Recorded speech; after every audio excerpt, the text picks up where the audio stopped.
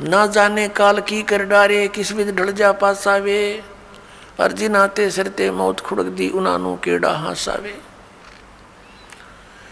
फिर उनसे पूछा, क्या आप कभी प्रसन्न नहीं होते, ऐसे कैसे जी रहे हो? तब उन्होंने बताया कि मैं प्रसन्न होता हूँ, साध मिले साढ़े शादी होंदी, विछड़ द्या दिलगिरी वे, अख दे नानक सुनो जिहाना, ये मुश्किल हाल फकीरी वे। नानक साहिब जी कह रहे हैं कि जब मेरे भक्त, मेरी साध संगत यहाँ आती है सत्संग श्रवण करने के लिए, तो मेरी खुशी का कोई ठिकाना नहीं हो रहता। वो हमारे साथी है, वो हमारी खुशी है।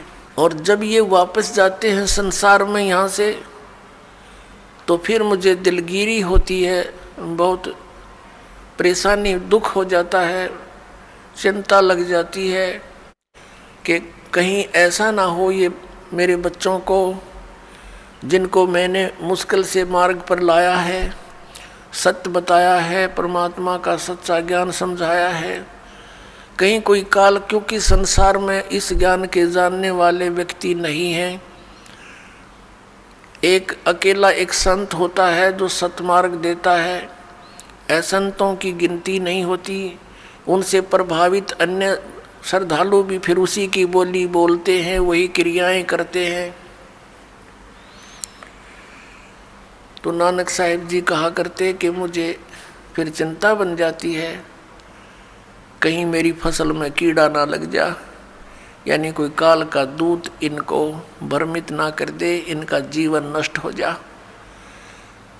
कहते हैं साध मिले साढ़ा शादी होंगी, जब ये वापस आते हैं एज इट इज, तो मेरी खुशी का ठिकाना नहीं रहता कि परमात्मा की दया से अभी ये बचे हुए हैं। और विछड़ द्या दिलगिरी वे, जब ये यहाँ से जाते हैं तब मुझे बड़ी परेशानी होती है, मुझे चिंता बन जाती है। क्यों बन जाती है? अख दे नानक सुनो जिहाना, मुश्किल हाल फकीरी वे। फकीरी में भक्ति, फकीर का अर्थ होता है सभी बुराइयों से हटकर, सबका परित्याग करके भक्ति करे। तो जैसे भी बुराइयां कुरीतियां संतों ने हटाने की चेष्टा की, तो अन्य समाज ने उसको लगाने की चेष्टा की। तो जिस कारण से भक्त और संसार के अंदर सदा से ही विरोध बना रहा, क्योंकि संसार की जो रीतियां रिवाज हैं वो काल प्रेरित है, वो यही रहने की है। और संतों की मर्यादा इस काल की मर्यादाओं से हटकर है, वो भक्ति बाधक है। इसलिए अन्य समाज के लोग कहते हैं देखो इन्होंने तो माता धोकनी भी छोड़ दी, इन्होंने तो बाबा श्याम जी भी नहीं पूज रहे हैं, ये तो ऐसे भी नहीं कर रहे हैं, ये तो दिवाली भी नहीं मना रहे हैं, ये कैसे हो गए हैं, इन तो बट्ठा बैठा दिया। एक भक्त बतावा था, कहने लगा जी आज 10 वर्ष हो गए हमने कोई त्यौहार नहीं मना लिया। नाम लिया था उसने उस दिन, फिर वो अपने दुख गिनावा था, कह रहा था जी हमने 10 वर्ष हो गए हमारा त्यौहार नहीं मन लिया, ना होली ना दिवाली ना तीज ना कोई अन्य। क्या कारण? कि हमारा परिवार है, कभी तो हमारे घर में कोई खुद जवान भाई की मृत्यु हो जाती है, 1 वर्ष उसकी चिंता पूरी होती है, तब तक दूसरा कोई रिश्तेदार निकट में, जैसे बहन का पति मर गया, फिर त्योहार मने नहीं, फिर कोई बिल्कुल साथ में का केताऊ का मर गया जवान, फिर ऐसे फिर लड़का मर गया। 10 वर्ष हो गए हमने त्यौहार नहीं मना लिया। तो फिर इन त्योहारों को किस लिए मनाते हैं? या तो फिर भी मनाओ अगर इतने कंपलसरी है तो। ये कहने का भाव ये है यहाँ कुछ मनाने की जरूरत ना है, यहाँ तो भगवान के गुण गान की आवश्यकता है। और उस समय को याद रखे, ये जाने का समय याद रखे। अब हम कितने मूर्ख बना रखे हैं। ये दास सत्संग करने जाया करता था, तो वहाँ ऐसे ही भक्तों के साथ हमारे जो एक आध भक्त नाम लेता, वहाँ पाठ करते, हम 2-3 दिन रुकते, तो एक व्यक्ति जैसे ही बुला लेते जी आज उस ज्ञान समझ लो, वो बुला ले उसको, वो बैठ कर लगा एंड बैंड बोलन। कहते भक्ति तो अपने मनमय होती है, गुरु बनाने से क्या भक्ति होती है, ले कर दे दे और करके खा ले, बस यही सब कुछ होता है। काफ़ी ऐसी ऐसी बातें करता रहा, समझाने की चेष्टा की, नहीं माना, क्योंकि उसका 10-15 किले एकड़ ज़मीन थी, अच्छा ट्यूबवेल ला रखा था खेतों में, तो उसने फिर क्या जरूरत थी, क्या आवश्यकता समझा था वो भगवान की, युवा शरीर था। काफ़ी समझाने की चेष्टा की, एंड बैंड बोलता रहा, उठ कर चला गया। खान पीन की उम्र है और भी अब फांसी लगा रहे हो आप, बीड़ी नहीं पीनी, शराब नहीं पीनी, मांस नहीं खाना, नाचना कूदना नहीं है, इनों के घर उठ कर चला गया। और कहता है कि भक्ति तो बुढ़ापे में करया करें, वृद्ध अवस्था हो जा। तो उसको बता भी बुढ़ापे में भक्ति कठिन हो जाएगी जब पहले से स्टार्ट ना हुई तय,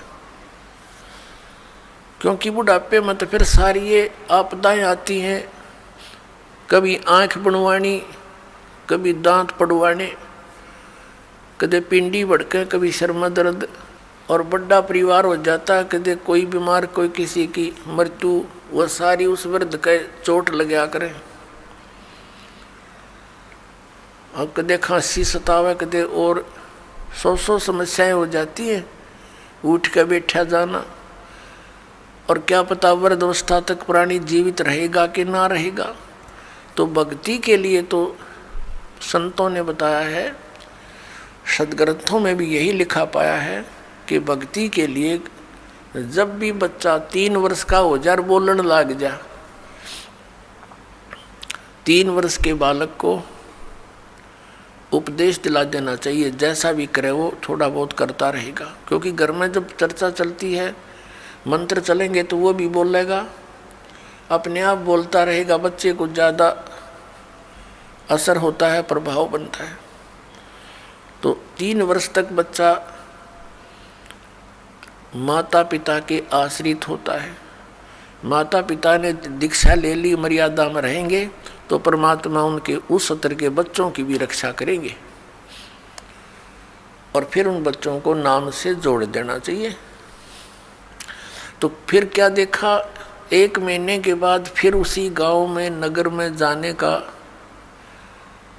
परमात्मा ने संयोग बनाया, सत्संग था। तो दूसरी बार जब दास गया, वहाँ पता चला कि वो व्यक्ति जो यहाँ वाद विवाद करे था, वो उसकी मृत्यु होगी। और मृत्यु भी कैसे होगी, कैसे हुई, बड़ी दर्दनाक तरीके थे। उसका अपना एक कुआं था, इस साइड की बात है, बाडड़ा साइड की, हरियाणा की। उसका अपना एक कुआं था, उस कुएं में नीचे जल था, कुएं में से वो ट्यूबवेल चलाते हैं, तो सारा दिन ट्यूबवेल चलाया, पानी कुछ नीचे चला जाता है, वो पानी नीचे चला गया कुएं का। और वो स्नान करने के लिए वो क्या करता था, उस कुएं में ही उसने नीचे पत्थर की पैड़ी सी लगा रखी थी, उन पर बैठकर स्नान करता था। जब कुएं का पानी भरा होता था तो वो ऊपर की पैड़ियों पर बैठकर वहीं नहा लेता था। और फिर क्या, उस दिन पानी गया, नीचे उतर, और उसने सोचा इस नीचे वाली पैड़ी पर बैठकर नहा लूँ, और दायरा कम से कम 5 फुट नीचे। उसने ध्यान किया नहीं, वो नीचे जाया तो उस पैड़ी पर काई लगी हुई थी, पैर फिसल गया और कुएं में गिर गया। उसने चेष्टा की पैड़ी को पकड़ने की, वो उसके हाथ की रेंज से बाहर हो गई और उसके अंदर वो डूब कर मर गया।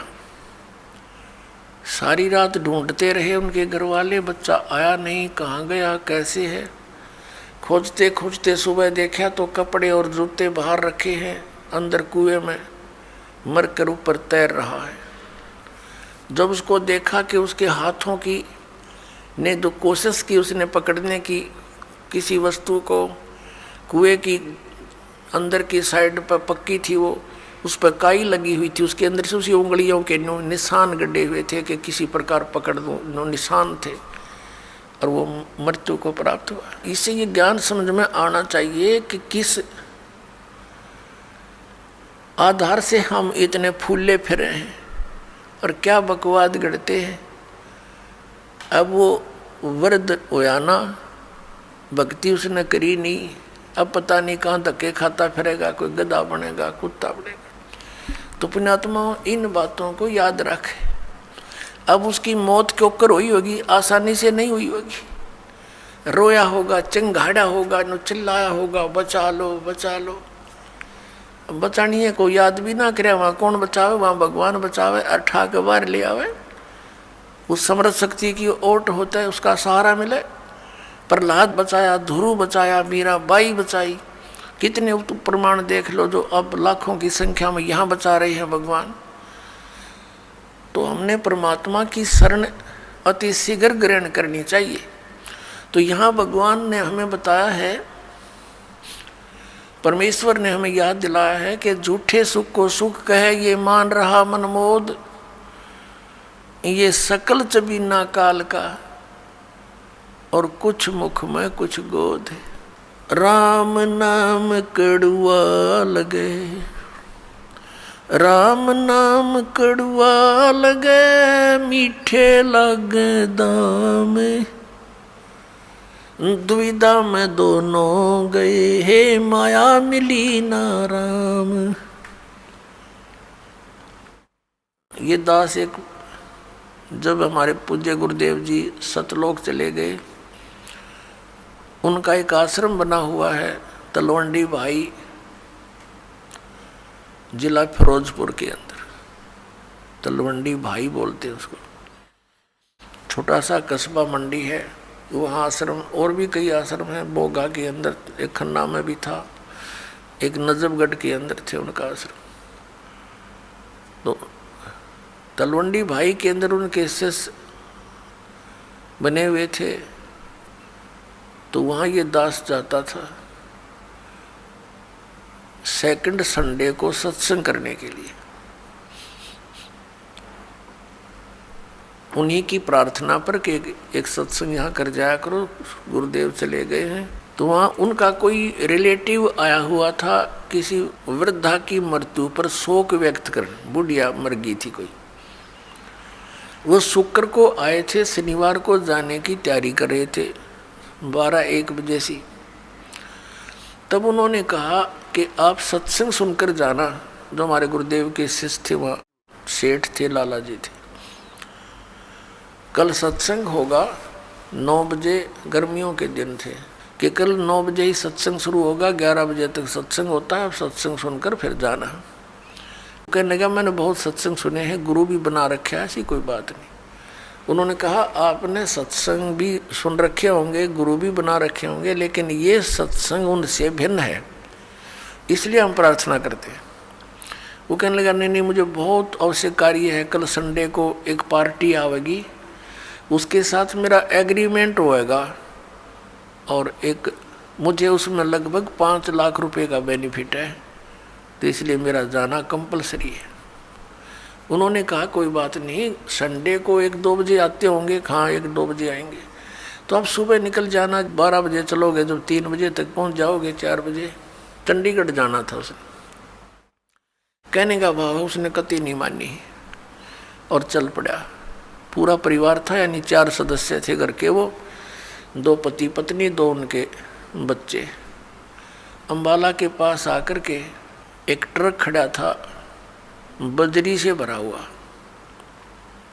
और उसके पिछले टायर निकाल रखे थे, जैक ला रखा था, और उसने तो 5 लाख दिखाई दे थे, अनुबंध एग्रीमेंट दिखा था और कुछ ना दिखा। पूरी स्पीड से जा रहा था, मारुति कार थी, उस ट्रक के नीचे घुस गए।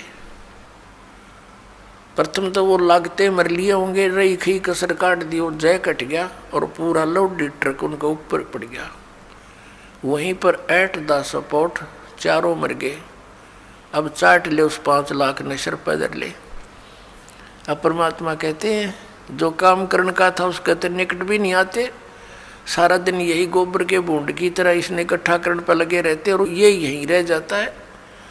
तो यहाँ परमात्मा कहते हैं राम नाम कड़ुआ लागे मीठे लागे दाम, और दुविधा में दोनों गए ये माया मिली ना राम। इसलिए परमात्मा हमें याद दिलाते हैं मात पिता मिल जाएंगे 184 माँ, सतगुरु सेवा और बंदगी भाई फेर मिलन की ना। जिस परिवार को तू अपना जानकर और इसी के पालन पोषण में और इन्हीं की लोक लाज में भगवान से दूर रह रहा है भोले आत्मा, ये माता पिता तो तुझे अन्य शरीरों में भी मिल जाएंगे। कुत्ते के यहाँ जन्म होगा वहाँ माता पिता, गधे के घर जन्म होगा तेरा वहाँ माता पिता, बस पक्षी बनेगा वहाँ माता पिता, और अन्य फिर मनुष्य जीवन भी प्राप्त होगा फिर भी माता पिता। माता पिता मिल जाएंगे 184 माँ, और सतगुरु सेवा और ये बंदगी ये भक्ति भाई फेर मिलन की ना। अब परमात्मा फिर कैसी गहरी चोट इस आत्मा का लगाते हैं ताकि या कुछ फड़फड़ी ले ले, कुछ जाग जा, कुछ असर हो जाए इसका कुछ। ये एंटीबायोटिक है, ये कैप्सूल समझो परमात्मा की वाणी जो आत्मा को झंझोड़ कर धर देगी। और इसके ऊपर जो तीनों गुणों का ये नशा बना हुआ है या भांग पी रखी है काल के इस झूठे सुख की, इस त्रिगुणमयी माया की, इसे मिलने वाले लाभ की, तो या उतरने लग जाएगी, कुछ कम हो जाएगी, इसका नशा उतरेगा आपको। परमात्मा कहते हैं कबीर ये माया अटपटी और सब घट आन अड़ी, किस किस न समझाऊं या कुएं भांग पड़ी। आप इस सत्संग को छोड़कर अन्य सत्संग भी सुनते हो, उन सत्संगियों के व्यवहार भी देखते हो। नाम सत्संग का कर्म सारे वही जो आम जन साधारण किया करता है, इसलिए समाज में कुरीतियाँ ना घट करके बढ़ती ही चली गई।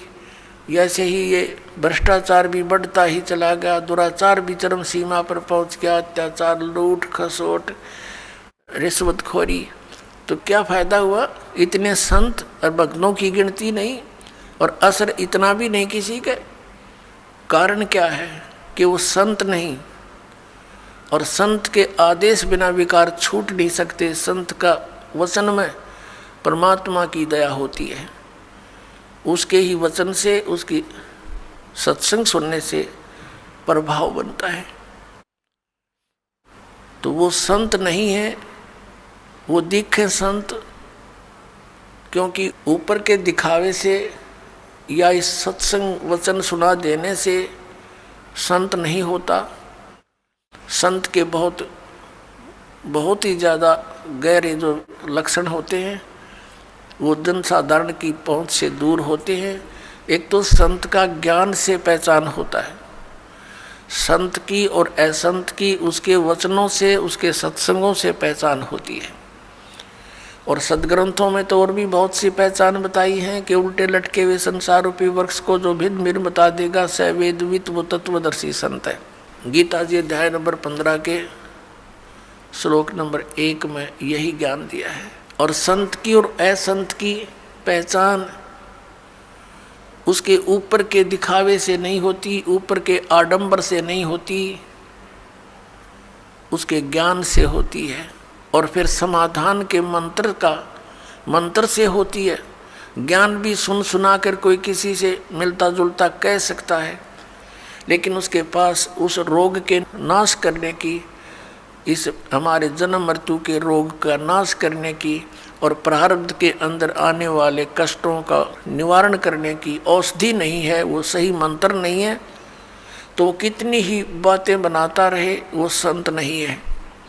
और किसी व्यक्ति ने इस दास से सुनकर और ये मंत्र लेकर तीनों और स्वयं संत बनकर इनको दान करने लग जाता है, देता है, तो वो डुप्लीकेट लाइसेंस बना रहा है, क्यों? वो अधिकारी नहीं है। वो गुरु की आज्ञा के बिना स्वयं ही नाम देता है तो वो निगुरा है और वो अधिकारी नहीं है, उससे उपदेश लिया हुआ भी व्यर्थ ही है। तो इन सब बातों से हमने सावधान रहना है। अब क्या बताते हैं परमात्मा?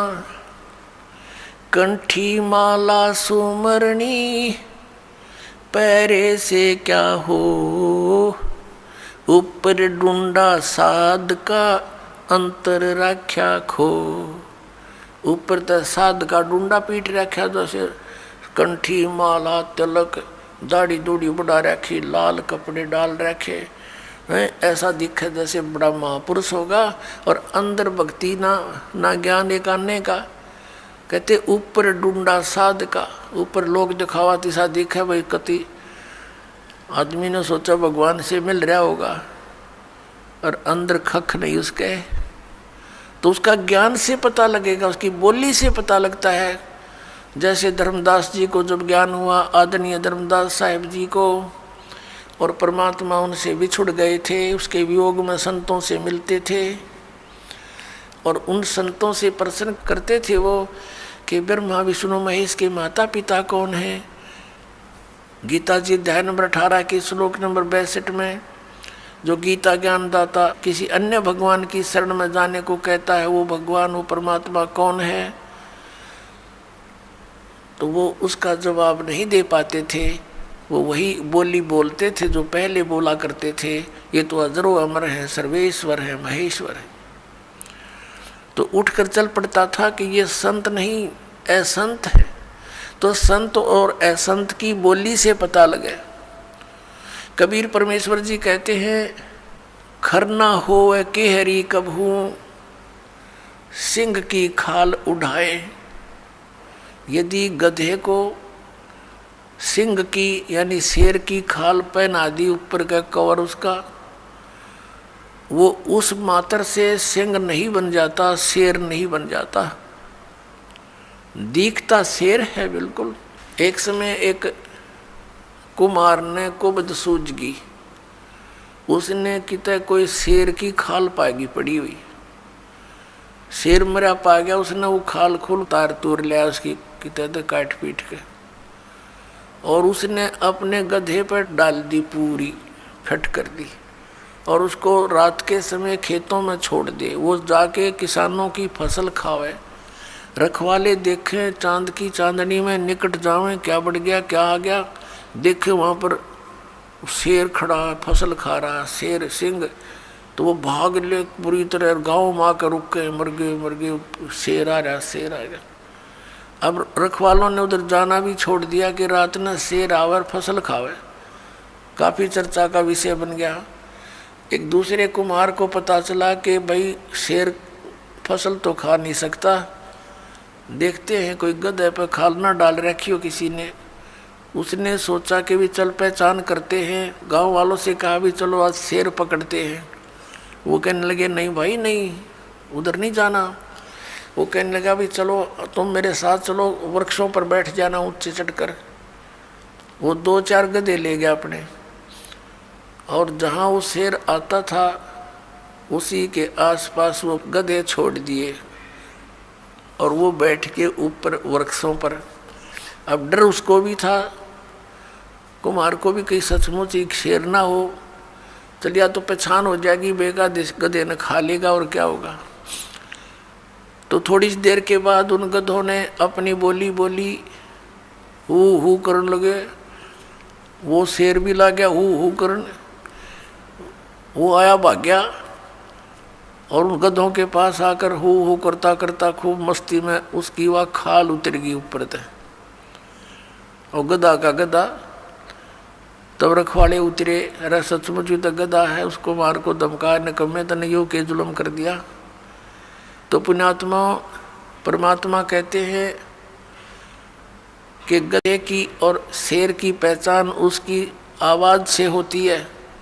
वो भी हू करता है, जब कहने लगे भाई यूँ तो गधा है, शेर को नहीं, शेर की आवाज़ को नहीं, वह बोली ही नहीं है शेर वाली, तो इस प्रकार संत और असंत का ज्ञान उसके वचनों से, उसके सत्संग से, उसके ज्ञान से होता है।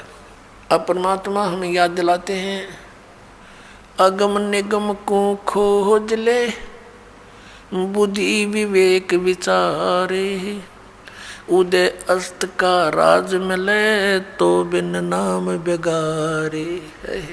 अपने आत्मा हम तो ये सोचते हैं कि हमें कोई अच्छी पोस्ट मिल जाए, हमें कोई अच्छा राज पद प्राप्त हो जाए, एमएलए, एमपी, मंत्री, मुख्यमंत्री, प्रधानमंत्री, राष्ट्रपति बन जावा।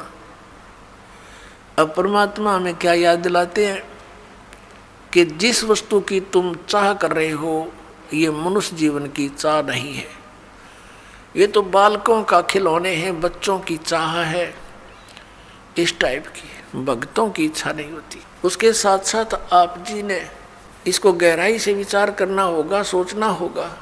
जैसे एक पोलैंड देश का पूरा कैबिनेट, पूरा मंत्रिमंडल, जिसमें 96 व्यक्ति थे, एक जहाज में बैठ के, और किसी और अन्य मंत्री कोई मर गया था, उसका शोक व्यक्त करना थे, मुंह काट जावा थे उसकी, और वो उनका वायुयान दुर्घटनाग्रस्त हो गया।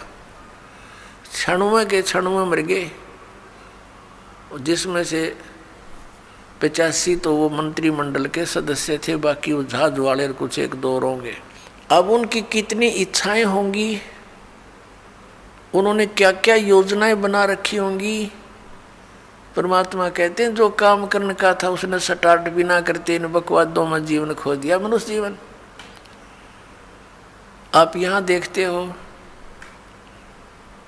एक बार हरियाणा के एक मंत्रिमंडल ने शपथ ली, उसके 2 मंत्री एक ही हेलीकॉप्टर में दुर्घटनाग्रस्त हो गए। शपथ ली थी, 2-4-10 दिन हुए थे बनाने और खत्म हुए। ऐसे ही एक मुख्यमंत्री आंध्र प्रदेश का, एक अरुणाचल प्रदेश का, हेलीकॉप्टर में जा रहे थे। आगे उनकी इंतज़ार में, उनके स्वागत में, उनका माला डालने के लिए लोग खड़े थे अपने स्वार्थवश, और वो दुर्घटनाग्रस्त हो गए। एक की तो 3 दिन में लाश मिली थी, और एक की 1 हफ्ते में गिद्दड़ घसीटे थे उन्हें। पुण्यात्मा, इस तत्व ज्ञान से आपके हृदय में केवल भगवान शेष रह जाओगा, जो ज्ञान ध्यान से सुनोगे तो। ये काम करने के मनुष्य जीवन के, अब हम एक परमात्मा से दूर होकर तत्व ज्ञान के अभाव से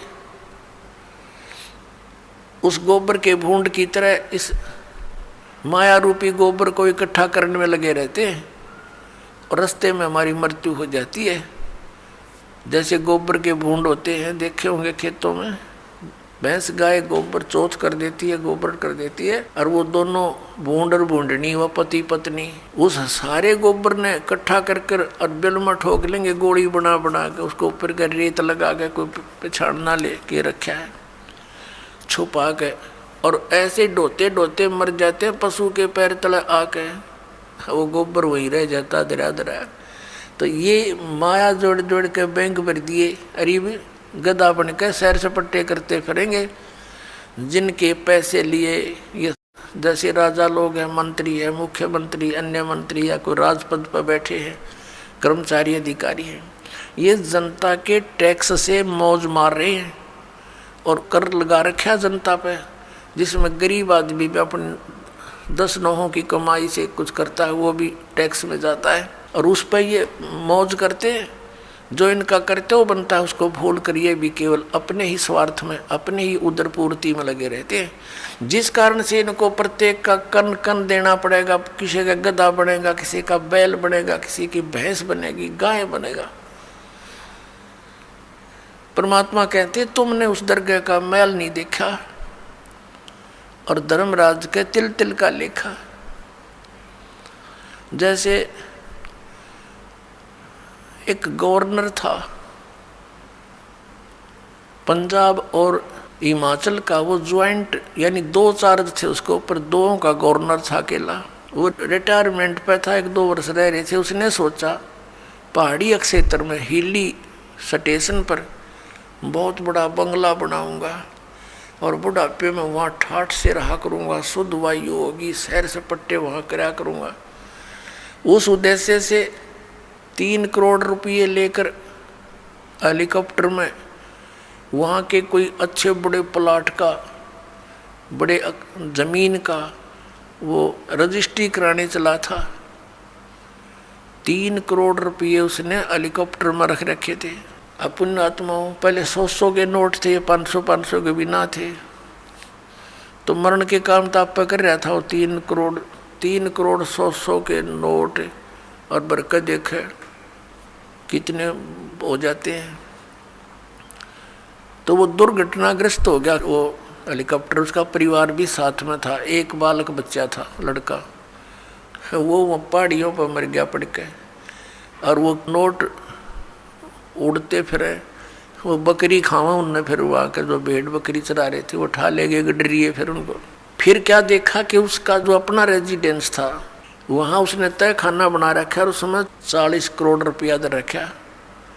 40 करोड़ रुपया 100 के नोटों का मेरे ख्याल में 2 ट्रकों पर नहीं चल है। और वो छाती का लाए बैठा सांप की तरह उस पर सोए और वहाँ मर गया। वो रह गया दराया। अब क्या होगा? वो लाट साहब फिर गधा बनेगा और गेला उसकी पत्नी, और फिर क्या बनेंगे वहाँ? जिसके पैसे इकट्ठे कर रखे थे प्रत्येक का पाई का हिसाब चुकाएंगे। बहुत लंबा काम बना लिया उन्होंने अपने ऊपर। तो परमात्मा कहते हैं कि तुमने उस दरगाह का मैल नहीं देखा और धर्मराज के तिल तिल का लेखा। तो यहाँ परमात्मा हमें याद दिलाते हैं कि जैसे श्रीमद् भगवत गीता अध्याय नंबर 7 के श्लोक 29 में कहा है कि अर्जुन, मेरे आश्रित होकर मैं तुझे जो ज्ञान बता रहा हूँ उसको आश्रय करके उस पर अमल करो। क्या बताया है? गीता जी अध्याय नंबर 4 के श्लोक नंबर 32 में कहा है कि आध्यात्मिक अनुष्ठानों यानी यज्ञों की जानकारी सच्चिदानंद घन ब्रह्म की वाणी में विस्तार के साथ कही गई है। वो तत्व ज्ञान है और उस तत्व ज्ञान को जानने के पश्चात तू सब कर्म बंधनों से मुक्त हो जाएगा। चौथे अध्याय के 34वें श्लोक में श्रीमद् भगवत गीता में कहा है कि अर्जुन, उस तत्व ज्ञान को जो सच्चिदानंद घन ब्रह्म ने स्वयं आकर अपने मुख कमल से बोला है, वो कबीर वाणी है, वो कबीर वाणी है, वो सच्चिदानंद घन ब्रह्म की वाणी है, वो तत्व ज्ञान है। उस तत्व ज्ञान को तू तत्वदर्शी संतों के पास जाकर समझ। उनको दंडवत प्रणाम करने से, कपट छोड़कर उनसे प्रसन्न करने से, सरलतापूर्वक प्रसन्न करने से वो तत्वदर्शी संत तुझे उस परमात्म तत्व का ज्ञान कराएंगे। यानी गीता ज्ञान दाता से अन्य कोई परम शक्ति है जो पूर्ण मोक्षदायक है, जिसकी शरण में जाने के बाद फिर संसार में लौटकर कभी नहीं आते, पूर्ण मोक्ष होता है। और उसकी कृपा से ही ये जीव परम शांति को और सनातन परम धाम को प्राप्त होता है। अपने विषय में गीता ज्ञानदाता कहता है कि अर्जुन, चौथे अध्याय के 5 और 9 में, दूसरे अध्याय के 12 श्लोक में गीता जी में, गीता अध्याय नंबर 10 के श्लोक नंबर 2 में कहता है, अर्जुन तेरे और मेरे बहुत जन्म हो चुके हैं, तू नहीं जानता, मैं जानता हूँ। तो इससे सिद्ध गीता ज्ञानदाता भी नाशवान है, इसकी भी जन्म मृत्यु होती है। गीता ज्ञानदाता कौन है? श्री कृष्ण में ये ब्रह्म बोल रहा है। अब ब्रह्म की पूजा करने से भी वो स्थान प्राप्त नहीं हो सकता जहाँ जाने के बाद साधक फिर लौटकर संसार में कभी नहीं आते, जो गीता जी अध्याय नंबर 15 के श्लोक नंबर 4 में कहा है।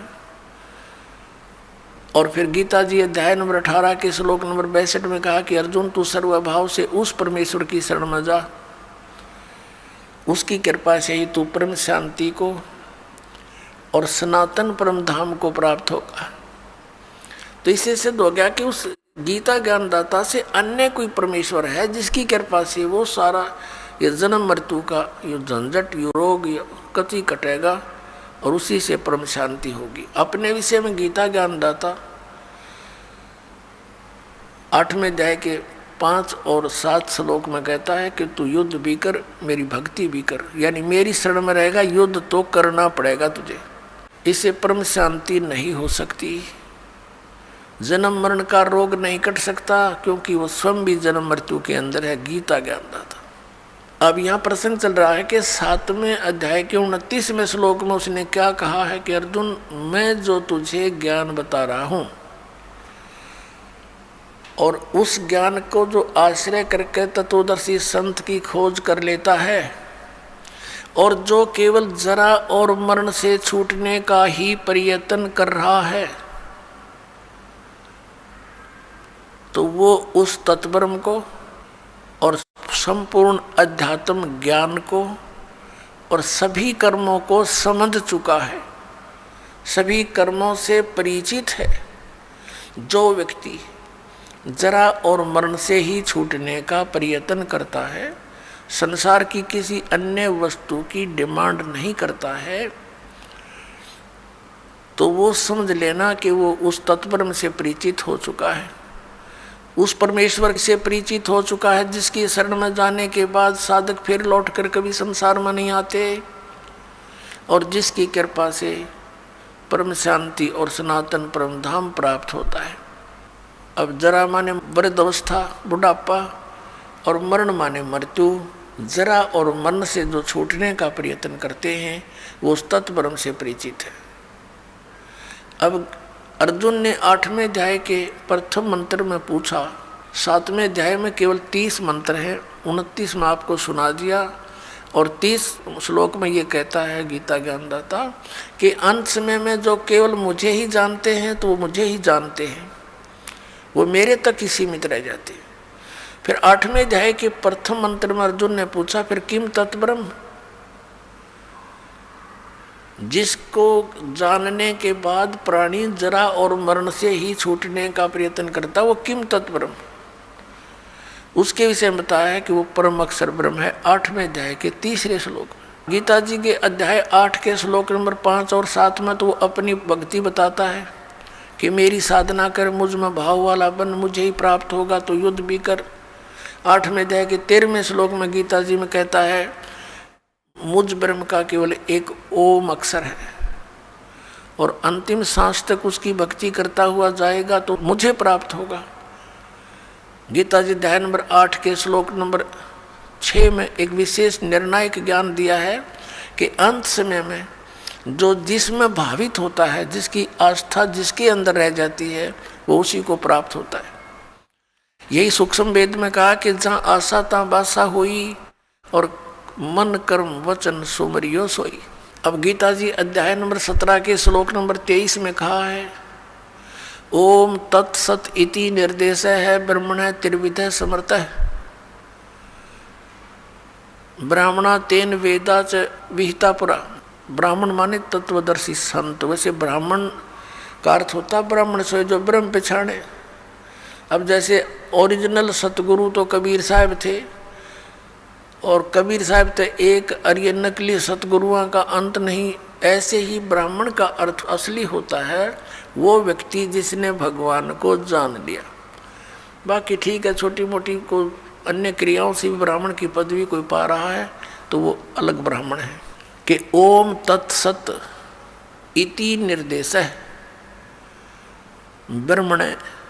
ब्रह्मण माने सच्चिदानंद घन ब्रह्म, यानी पूर्ण परमात्मा परम अक्षर ब्रह्म के पाने की, उसके सिमरण की इस 3 नाम का निर्देश है। ओम तत्सत इति निर्देश है। निर्देश माने फाइनल फैसला, डायरेक्शन। डायरेक्शन का अर्थ है अन्य बिल्कुल नहीं, केवल वही, नथिंग एल्स। ये 17वें अध्याय के 23वें श्लोक में ओम तत्सत इति, बस यही निर्देश, फाइनल ऑर्डर। और ब्रह्म ने सच्चिदानंद घन ब्रह्म के त्रिविध समर्थ है, उसका 3 विधि से सिमरण की विधि है, 3 प्रकार से सिमरण होता है। और जिन पुण्यात्माओं को इस दास से ये तीनों मंत्र प्राप्त हैं, उनको पता है कि इनकी सिमरण की विधि 3 प्रकार से कैसे है। एक मंत्र ओम तो सार्वजनिक है, इसमें तत् ये सांकेतिक और सत भी सांकेतिक। गीता जी अध्याय नंबर 15 के श्लोक नंबर 16 और 17 में 3 पुरुष बताए हैं, एक सर पुरुष, अक्षर पुरुष। इन दोनों को रिजेक्ट किया है। ये और इनके अंतर्गत जितने प्राणी हैं, इन भगवानों के, पुरुष माने प्रभु, इन स्वामियों के अंतर्गत जितने प्राणी हैं, और ये स्वयं भी नाशवान हैं, जीव आत्मा किसी की नहीं मरती। 15वें अध्याय के फिर 17वें श्लोक में तुरंत कहा है, उत्तम पुरुष है तू अन्य परमात्मा इति उदाहरते, कि इन दोनों से गीता अध्याय 15 के श्लोक 16 में वर्णित सरपुरुष और अक्षर पुरुष, इन 2 प्रभुओं से उत्तम पुरुष, इनसे श्रेष्ठ पुरुष तो कोई और ही है, अन्य ही है। यह परमात्मा इति उदाहरते, कहते हैं उत्तम पुरुष तू अन्य परमात्मा इति उदाहरते, यह लोक तरम आविश्य विवर्ती अवैश्वर है। और वही परमात्मा कहा जाता है, वो श्रेष्ठ भगवान तो इन दोनों से कोई और है, सर पुरुष और अक्षर पुरुष से। वो कौन है? वो परम अक्षर पुरुष है, वो परम अक्षर ब्रह्म है। परम अक्षर पुरुष कहो चाहे परम अक्षर ब्रह्म कहो, सर पुरुष कहो चाहे सर ब्रह्म कहो, अक्षर पुरुष कहो चाहे अक्षर ब्रह्म कहो। गीता जी अध्याय नंबर 8 के श्लोक नंबर 3 में जिसके विषय में कहा है, वो परम अक्षर ब्रह्म है, उत्तम पुरुष है तू अन्य परमात्मा इति उदाहरते है। ये लोक तरम आविश्य विवर्ती, जो संसार रूपी वृक्ष की जड़ है, वो मूल मालिक है, जो सबका पालन पोषण करता है, जो तीनों लोकों में प्रवेश करके सबका धारण पोषण करता, वो वास्तव में अविनाशी परमात्मा है। अब प्रसंग चल रहा है 8वें अध्याय के 5 और 7 मंत्र में। गीता ज्ञानदाता अपने विषय में बता रहा है कि मेरी भक्ति कर मुझे प्राप्त होगा, लेकिन ओम नाम का जाप कर, ओम नाम से जो परम गति होगी वो ब्रह्मलोक प्राप्ति है। ब्रह्मलोक में गए प्राणी फिर वापस आते हैं, जन्म मृत्यु में रहते हैं। और गीता ज्ञानदाता स्वयं भी कहता है, मेरे भी अर्जुन तेरे भी बहुत जन्म हो चुके, तो नहीं जानता। तो इससे पूर्ण मोक्ष और सनातन परम धाम और परम शांति नहीं हो सकती। गीता जी अध्याय नंबर 17 के श्लोक 23 में ओम तत्सत तीनों भगवानों के मंत्र हैं, सरपुरुष, अक्षर पुरुष और परम अक्षर पुरुष के। सर्वब्रह्म, अक्षर ब्रह्म और परम अक्षर ब्रह्म। तो सर्वब्रह्म कहो, इसको सीधा ब्रह्म भी बोल देते हैं, इसको ज्योत स्वरूपी निरंजन काल भी कहते हैं। इसका ओम मंत्र है, यो तो इसने डिक्लेयर कर ही रखा है। अब उस परमात्मा को पाने की ये 3 मंत्र की साधना है या पूजा नहीं है, या साधना है। जैसे जल पानी नीर, जैसे दन दन सतगुरु वाले देते 3 मंत्र, अकाल मूर्त सब स्वरूपी राम सतपुरुष, ये तो पाना है हमने, इसको तो खोजना है। जैसे जल पानी नीर करता रहे, पानी का पता है पृथ्वी में जल है, वो मिले कैसे, उसके वो साधन खरीदने पड़ेंगे, लाने पड़ेंगे, बोकी मारनी पड़ेगी, सांस उस वास की। ये 2 मंत्र का ओम और तत् ये सांकेतिक है, ये अक्षर पुरुष का मंत्र है जिसको परब्रह्म भी कहते हैं। तो इन दोनों मंत्रों का श्वास उश्वास से जाप करना होता है।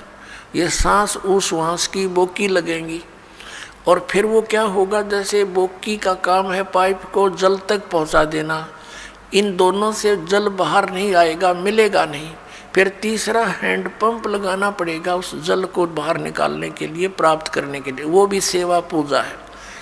ऐसे ही इन 2 मंत्रों से, जो सतनाम के 2 अक्षर का मंत्र है, एक ओम और एक तत्, सांकेतिक दास बताता है इस पृथ्वी पर 21 ब्रह्मांड में इस दास के अतिरिक्त ना इस नाम से कोई परिचित है 3 मंत्र से, और ना ही कोई अधिकारी है, ये सत्कर मान लेना। और कोई देता है तो धोखेबाज है। यदि कोई इस दास से लेकर के कहीं ये शुरू भी कर रखी होगी दुकान, का नीच तो पावेगा कहीं ना कहीं लुका छुपा, फिर समाज उससे भी बच के रहेगा और उसके फंसे हुए जाल के भक्तों को भी समझाने की चेष्टा करेगा कि गलत आदमी का फंस गए तुम। ऐसे तो ये दुश्मन पहले बतेरे थे, जिन भ्रमित कर दिया, डबो दिया देश का देश, पूरे मानव समाज को गुमराह कर रखा। भगवान के शत्रु हैं ये, परमात्मा के बच्चों को मिसगाइड किए बैठे हैं। अब ओम और तत् ये तो सतनाम 2 अक्षर का, और ये राधा स्वामी के गुरुजी खुद कहते हैं जो 2 अक्षर का भेद बतावे सोए गुरु पूरा कहावे। इन 1 अक्षर का बिना बेरा था। 5 नाम काल के 5 उनका जाप करते हैं, जिस कारण से इनका मुखिया भी भूत की योनि प्राप्त किए हुए हैं और अपनी से सैबुकी में बढ़कर प्रवेश करके हुक्का पीवे और चूरमा खावे, रोटी खावे। अब खा यहीं पर खा धक्के, क्योंकि संत मिले नहीं और पिछली पुण्यकर्मी प्राणी थे ये महात्मा। आगे चार्जर ठीक मिला नहीं, सतभक्ति मिली नहीं, पिछली बैटरी डिस्चार्ज होगी, पुनक्सीन हो गए, भूता बनना था। फिर करोड़ों लोगों को गुमराह करने का दोष सिर पर रख ले गया, वो तो दुर्गति इसकी न्यारी होगी। ये सत्कर्माना पुण्यात्माओं, दास का कोई उससे भाई बंटवारा ना, कोई किसी चीज़ का हिस्से में साझा नहीं कि उसको उनको कोई झूठ बोल कर जनता को अपने पीछे लगा कर उनका कोई हिस्सा लेता हूँ, नहीं। परमात्मा ने इस दास को वो ज्ञान दे दिया जो किसी के पास नहीं। इसके बिना जीव का कल्याण कति नहीं। परमात्मा के बच्चे अपना जीवन नाश कर रहे हैं। मुझे बहुत रोना आता कई बार बैठ कर के कौन सी साइड से समझाऊं। भगवान आप पर दया करिए, अपने बच्चों को आपने ये शुरुआत की है तो इसको पार भी लगाना। परमात्मा हम जीवों के बस का नहीं है, इतने बड़े मिशन को सफल करना आप ही दया करियो। तो पुण्यात्मा जो प्रसंग चल रहा है कि जैसे हैंडपंप लगाया, बोकी पहुंच गई, पाइप भी नीचे चलेगी, बोकी का काम हो गया पूरा। अब पाइप जो है उसके ऊपर एक हैंडपंप लगाना पड़ेगा। अब वो हैंडपंप को भी फिर उसकी पूजा है, उसका सिमरण करना है, वो सारनाम है। ये सतनाम है 2 अक्षर का, एक ओम और तत्, और सत जो है ये सांकेतिक है, ये सारनाम है। तो ये पूरे प्रोसीजर का सिमरण करने से पूरा सिस्टम जब सिमरण लगेगा तो पूरे सिस्टम से पानी बाहर आएगा। तो हम पूजा नहीं करते, ये पूजा तो हम जल की करते हैं, हैंडपंप लगाए हैं, जल की पूजा कर रहे हैं। उस वस्तु को प्राप्ति के लिए जो भी हम साधन अपना रहे हैं वो तो साधन है। तो ऐसे ये साधना है उस परम अक्षर ब्रह्म के पाने की। ओम तत्सत इति निर्देश ब्रह्मण है तिर्विधय समर्थ है, उस सच्चिदानंद घन ब्रह्म के सिमरण की, उसको प्राप्ति करने की ये 3 मंत्र का निर्देश है। तो अब गीता जी अध्याय नंबर 8 के श्लोक नंबर 7-5 के अंदर तो वो अपने विषय में कहता है मेरी भक्ति कर मुझे प्राप्त होगा, लेकिन जन्म मृत्यु तेरी भी रहेगी मेरी भी रहेगी। गीता जी अध्याय नंबर 8 के ही श्लोक नंबर 8, 9, 10 में गीता ज्ञानदाता कहता है कि उस परम अक्षर ब्रह्म आदि पुरुष परमेश्वर की भक्ति करने वाला उसी को प्राप्त होता है। उसके लिए इसने ऑप्शन छोड़ दिया कि मुझे मालूम नहीं, तत्वदर्शी संतों को पूछो। अब प्रसंग चल रहा है कि 7वें अध्याय के 29वें श्लोक में कहा है कि अर्जुन जब तुझे पूरा अध्यात्म ज्ञान हो जाएगा और तत्व ज्ञान से उस तत्परम से परिचित हो जाएगा और सभी कर्मों से परिचित हो जाएगा, फिर वो प्राणी यहाँ की किसी वस्तु की डिमांड नहीं करता। तो पुण्यात्माओं ये कर्मों की जानकारी आपको दी जा रही है आज के सत्संग में। अब जैसे शंका आ जाती है कि एक तरफ तो विधान है परमात्मा का कि जैसे भी कर्म प्राणी करेगा उसका फल उसको अवश्य मिलेगा, दूसरी तरफ ये कहा जाता है गुरु बिन माला फेरते गुरु बिन देते दान, गुरु बिन दोनों निष्फल हैं चाहे पूछो वेद पुराण। वे गुरु जी के बिना कोई दान पुण्य करते हैं वो व्यर्थ है, भक्ति भी करते हैं वो भी व्यर्थ है। दूसरी तरफ ये भी कहा गया भी जैसा कोई कर्म करेगा चाहे कैसा भी है वो भी उसको फल मिलेगा, बिल्कुल सत्य है। अब जैसे इन संतों ने मनमुखी जाप किए, किसी वेद के एक मंत्र को लेकर उसको सिद्ध करने के लिए सैकड़ों वर्ष बैठे रहे। अब परमात्मा के निमित्त किसी मंत्र को लेकर वेद के मंत्र का जाप रह रहकर करने से उसके अंदर सिद्धियां आ जाती हैं। सिंगल ओम नाम का जाप करने से भी सिद्धियां आ जाती हैं, क्योंकि कोई जड़ी है उसको एक अकेली जड़ी के खाने से कुछ अन्य लाभ है, और उस जड़ी को अन्य जड़ियों के साथ मिलाकर प्रयोग करने से वो कुछ और ही एक्स्ट्रा लाभ देता है। तो ऐसे इन मंत्रों को जानना आप। और फिर इनकी विधि के अंतर होता है। जैसे एक भक्त इसी बात से चला गया यहाँ से छोड़ करके, पहले तो आपने 7 मंत्रों के प्रथम मंत्र में भी वही मंत्र दे रखे हैं, सतनाम दिया, उसी को उल्ट सुलट करके ये दे दिया, ये क्या मंत्र हुए। तो ये अज्ञानी व्यक्ति जब तक ज्ञान समझ में नहीं आता वो नाम भी लेकर भी अपना जीवन व्यर्थ कर जाते हैं। तो पहले तो ये सोचना चाहिए कि जो ज्ञान दास दे रहा है वे वेदों में प्रमाणित है। फिर दूसरा, इस दास को पता है कि अकेला कौन से मंत्र से क्या लाभ होगा, उसको जोड़ देने से उसका क्या बेनिफिट होगा।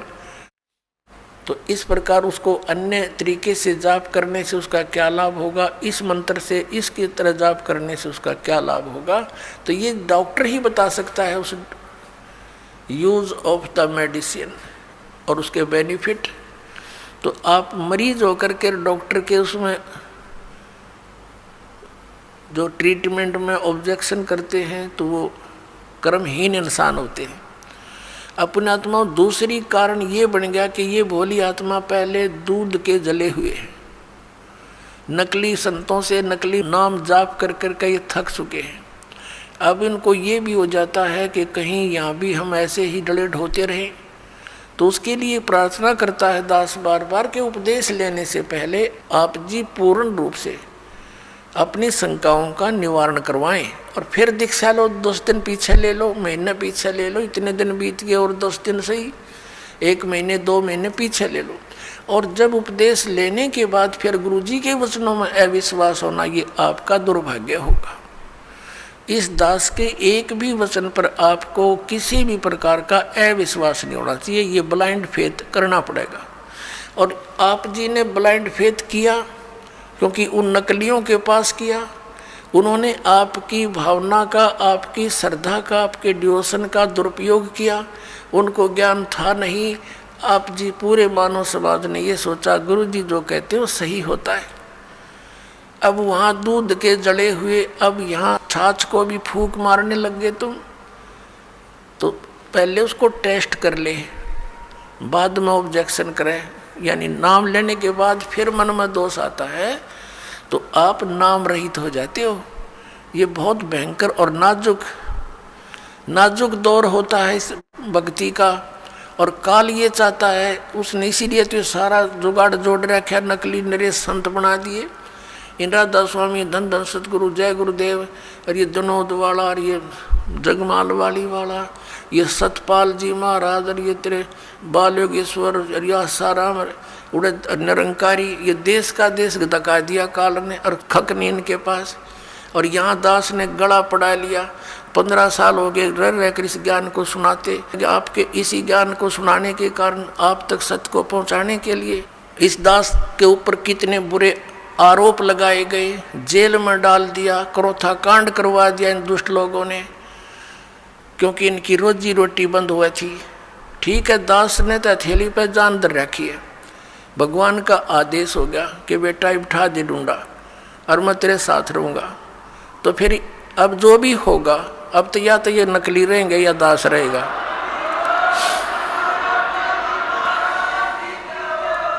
अज्ञान तो पहले था ही था, अब ये ज्ञान रहेगा। एक का रहेगा, दूसरा नहीं रहेगा संसार में। आप देख लेना, कुछ ही दिनों की बात है।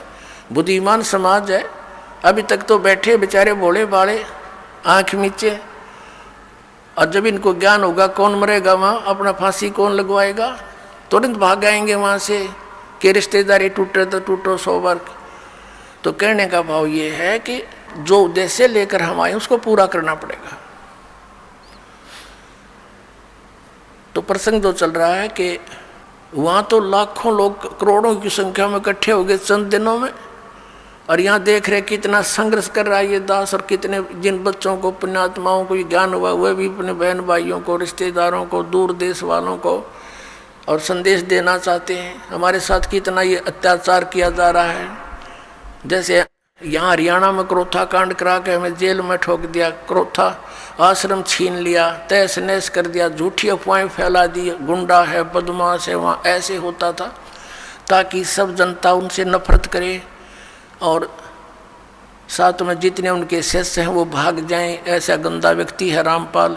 तो मेरे बच्चों को मेरा पता था, क्योंकि वो तो मेरे सीने पर रहा करते थे।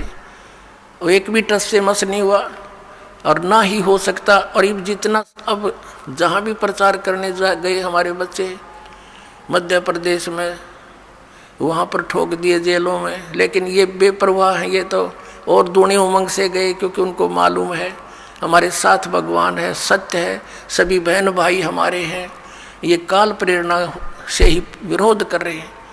तो पुण्यात्माओं, ये संघर्ष आप जी ने सब न करना पड़ेगा मिलकर। जब ज्ञान हो जाएगा, लड़ना नहीं है किसी से, लड़ने से तुम्हारा मिशन फेल हो जाएगा। कि किसके साथ लड़े, वो भी तो अपने बच्चे भाई बहन हैं, सभी मजहब धर्मों के, क्योंकि हम एक पिता की संतान है। ये हृदय से सोच लेना, फॉर्मेलिटी मत समझना। सच्चाई ये है, हम किसके साथ मरे। परमात्मा आए थे कबीर जी, उनके साथ कितना अत्याचार किया था और किसी को उन्होंने एक शब्द भी